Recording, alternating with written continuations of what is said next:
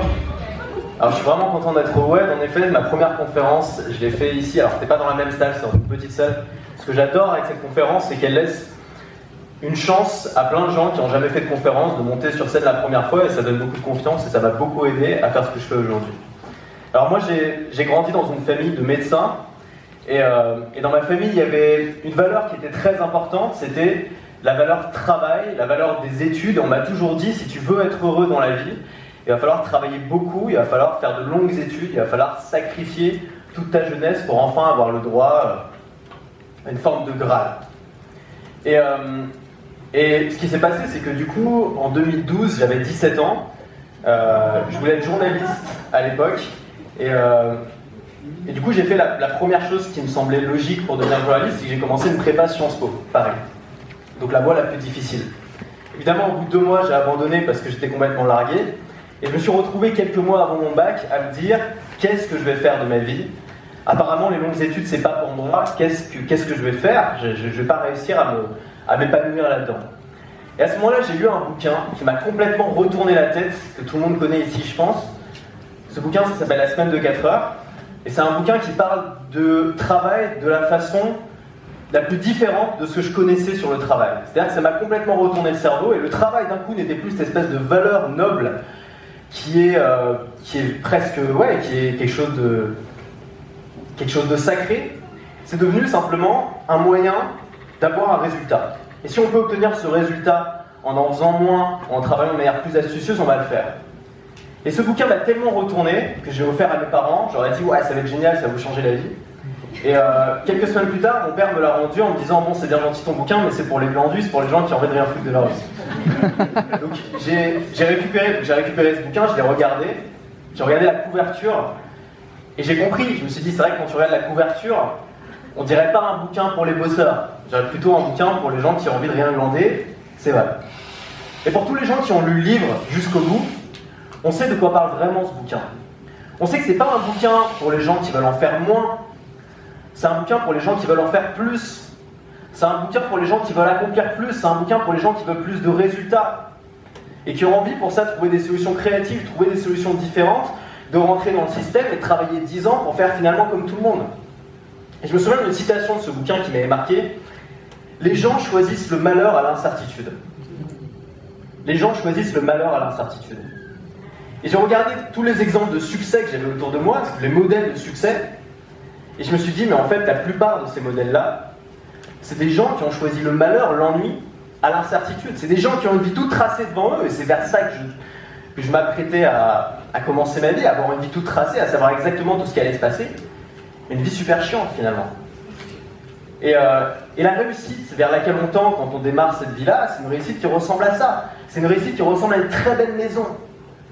Une maison avec de l'herbe, un gazon bien taillé, avec des petits parterres de fleurs, nickel, avec la peinture encore fraîche.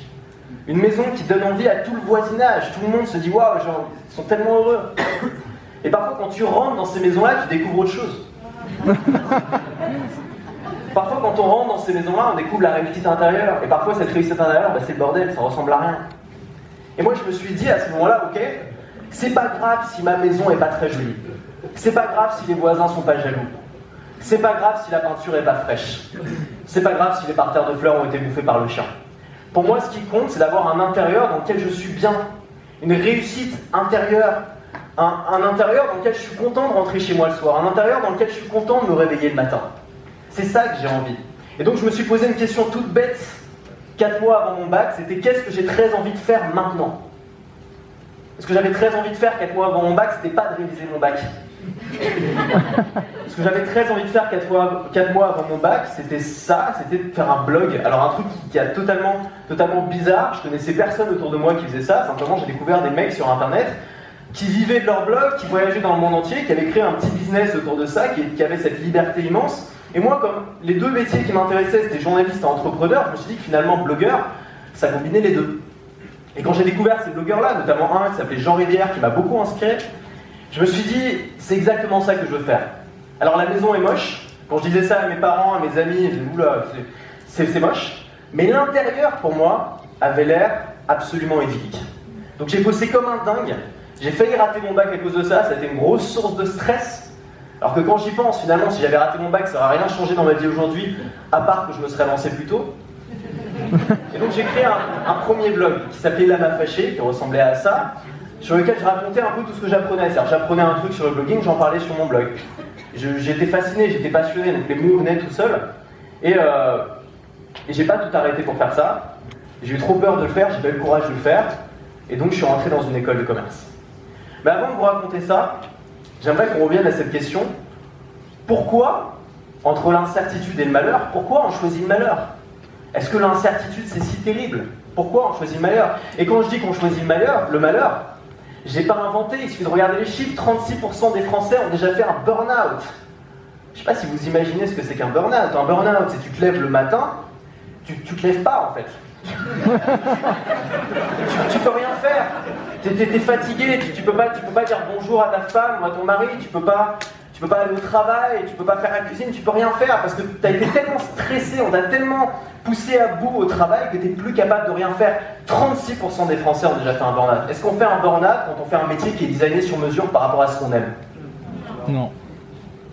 Samedi dernier, j'étais à une soirée avec des amis d'école de commerce et donc j'ai revu un ami d'école de commerce. Donc lui, alors je suis pas doué avec les photos parce que j'ai voulu faire un truc un peu personnel en prenant des photos de ma bibliothèque de photos. Sauf qu'avec lui, j'ai que des photos de fin de soirée, donc c'est pas grave. Donc c'est lui. Et on commence à discuter, donc je lui dis bon bah tu fais quoi en ce moment et tout, l'air tout enjoué. Et il me fait bon bah voilà, moi je suis rentré dans un cabinet d'audit financier et ça peut se transformer en CDI, j'ai un bon salaire, je vais prendre mon appart. Donc je dis bah c'est cool, t'es content? Et là, il s'arrête un instant, il regarde le sol, et il fait en vrai, j'ai qu'une envie, c'est d'aller voir mon patron, lui laisser ma lettre de démission et de partir à l'autre bout du monde. Et quand il m'a dit ça m'a pas du tout étonné, parce que c'est quelque chose que j'entends absolument tous les jours. Moi, je crée du contenu justement pour essayer de faire passer ce message-là, et tous les jours, j'ai des commentaires, je reçois des mails, je reçois des messages, de gens qui me disent j'adore ce que tu fais, j'ai envie de faire la même chose, j'ai envie de tout quitter, j'ai envie de partir à l'autre bout du monde. J'en peux plus de mon boulot, j'en peux plus de ma vie. Donc c'est un vrai truc. C'est un vrai truc. Et c'est un truc qui est encore plus naturel pour moi que je l'ai vécu. C'est-à-dire qu'au bout de ces 3 ans en école de commerce, j'en pouvais plus. J'en avais marre de faire des stages pendant lesquels on me prenait pour un tableur Excel. J'avais envie de faire ce qui me plaisait. J'en avais marre de travailler pour des gens qui ne te respectent pas sous prétexte que tu as 18 ans. J'avais envie de faire ce qui me plaisait. J'avais envie de construire un truc à partir de ce que j'aimais. Donc je voudrais qu'on revienne à cette question, pourquoi on choisit le malheur? Pourquoi on choisit le malheur au lieu de l'incertitude? Est-ce que l'incertitude c'est si terrible? Alors pour moi il y a 3 raisons qui sont indépendantes de notre volonté, c'est des raisons culturelles. La première raison c'est l'éducation. La deuxième raison c'est les valeurs. Et la troisième raison c'est les croyances. Alors d'abord l'éducation. On est tous, qu'on le veuille ou non, si on est allé à l'école, des produits de 20 ans de conditionnement. Alors j'ai pas envie de faire que cracher sur l'école parce que d'abord c'est facile, tout le monde le fait. Deuxièmement parce que je suis content d'avoir appris à lire et à écrire parce que je le fais tous les jours. Mais il faut bien comprendre que ça n'apporte pas que des avantages. Et qu'un des gros inconvénients qui sont venus avec l'école, c'est le fait qu'on a appris à être bon dans un système très spécifique. On ne se rend pas compte à quel point ce système est spécifique et à quel point ce système est limité. Et quand on apprend à être très bon dans un système, qu'on est en concurrence les uns les autres, qu'on essaie d'avoir plus de points que le voisin, ça ne peut pas stimuler la créativité, ça ne peut pas stimuler l'individualité, ça ne peut pas stimuler notre autonomie, notre singularité, ce qui fait de nous un être humain différent. Et pourtant, si on veut réussir dans le business, il faut justement être un être humain différent. Il faut justement réfléchir différemment. Ça ne sert à rien d'essayer d'avoir plus de points que le voisin.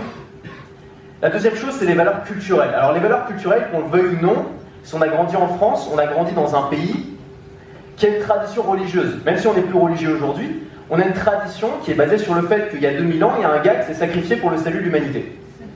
Qu'est-ce que ça veut dire? C'est que ça a créé une culture du sacrifice. Il faut que j'ai une vie toute pourrie, je veux aller au paradis. Et le paradis aujourd'hui, c'est quoi? Le paradis aujourd'hui, c'est les vacances, c'est la retraite. Alors super le rêve, c'est-à-dire qu'il faut que je sacrifie les 3/4 de ma vie pour peut-être un jour, si je suis encore vivant, ce qui n'est pas sûr, au moment où je serai en moins bonne santé, où je serai plus fatigué, j'aurai le droit de me lever le matin et de faire ce que j'ai envie.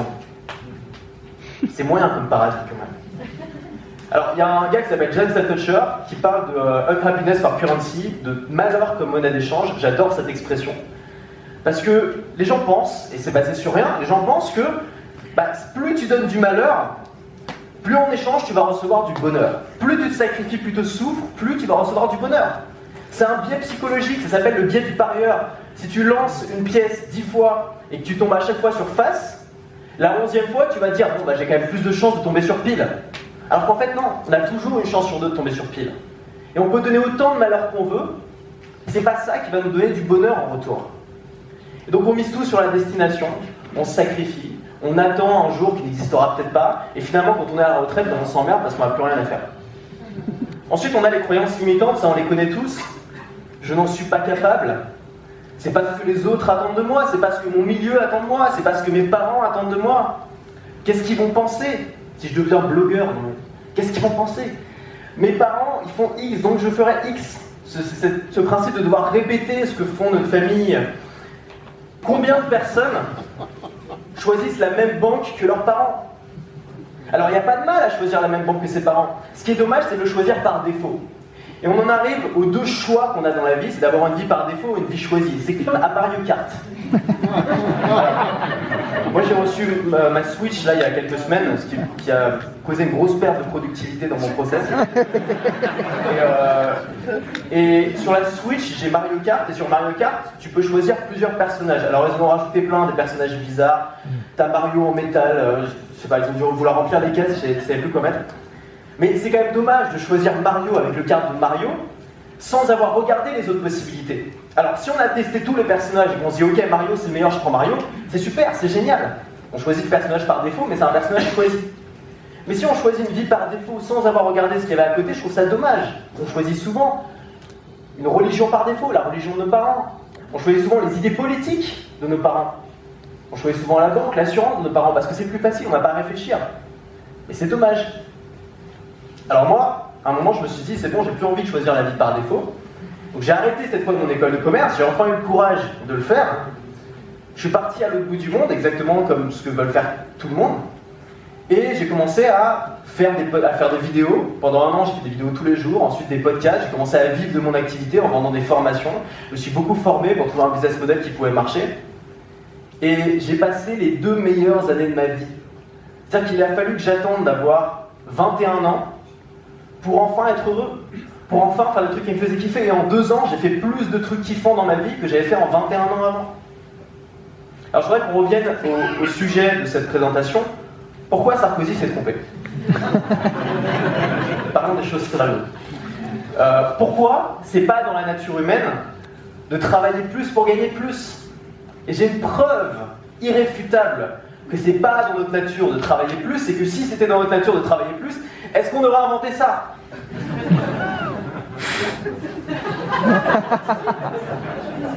Plus sérieusement, est-ce qu'on aurait inventé la moissonneuse batteuse? Bah non, c'est tellement plus fun de couper du blé avec une hache pendant toute la journée. Je sais pas quelle boutique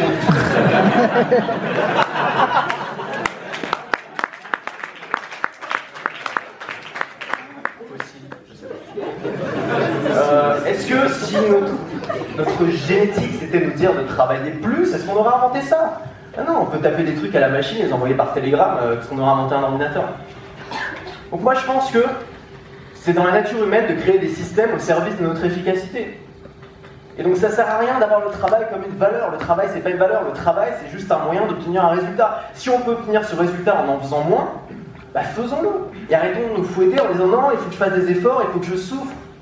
Et pour ça, il y a 3 choses. D'abord, partir de ce qui nous excite, pas partir de ce qui excite tes parents, pas partir de ce qui est bien vu dans la société, ce qu'on te dit de faire parce que c'est noble, parce que c'est ce que font les gens qui naissent là où t'es né. Parce que partir de ce qui vous excite, ça veut dire quoi? Partir de ce qui vous empêche de dormir la nuit. Voilà, on a tous des trucs, on y pense, on se dit oh, putain, il faut absolument que je fasse ça, ça va tellement bien. Oh, si je faisais ça, c'est ça le bon point de départ. Qu'est-ce qui vous empêche de dormir la nuit? La deuxième chose, c'est d'apprendre toute sa vie. C'est fini l'époque où on apprend pendant 5 ou 10 ans, ensuite on fait le même métier pendant 40 ans, et ensuite on s'ennuie pendant les 30 dernières années, si on n'est pas mort. C'est fini. Aujourd'hui, on est dans un monde où l'incertitude ne doit plus faire peur. Parce qu'on a des filets de protection, on ne va pas mourir avec l'incertitude, on ne va pas mourir si on ne fait pas le même métier que ses parents. Et pour ça, il faut apprendre toute sa vie. Il faut découvrir quels sont les autres personnages de Mario Kart. Il faut comprendre qu'on n'a pas qu'un seul, qu'il y a d'autres possibilités. Et pour ça, il faut se former. Il y a des bouquins sur tout. Alors en effet, ça fait moins noble d'avoir un bouquin sur l'argent dans sa bibliothèque que d'avoir du Proust ou du Victor Hugo, certes, mais au moins ça va être utile à quelque chose. J'adore Victor Hugo. Hein, mais... Et enfin, créer son propre système. C'est-à-dire que si on veut vivre de sa passion, si on veut vivre de quelque chose qui nous drive, qui nous empêche de dormir, commencez par regarder comment on peut faire. Il y a plein de bouquins sur tout. C'est plus une excuse aujourd'hui de ne pas savoir. Le manque de connaissances n'est plus une excuse. Il y a des bouquins sur tout, et si on ne veut pas payer 10 €, il y a des sites internet sur tout. Et c'est gratuit. Donc créer son propre système, regardez comment on peut trouver des clients, quel business model on peut créer à côté de ça. Comment on pourrait générer des revenus, de façon pragmatique, pas parler de son métier comme si c'était un art, quelque chose de noble, non. On est là, on n'est pas là pour longtemps, on va mourir. Si on peut bien vivre, gagner un peu d'argent, c'est mieux. Et finalement, si on fait tout ça, on va pouvoir avoir une vie choisie. Et ne pas subir une vie par défaut. Merci beaucoup.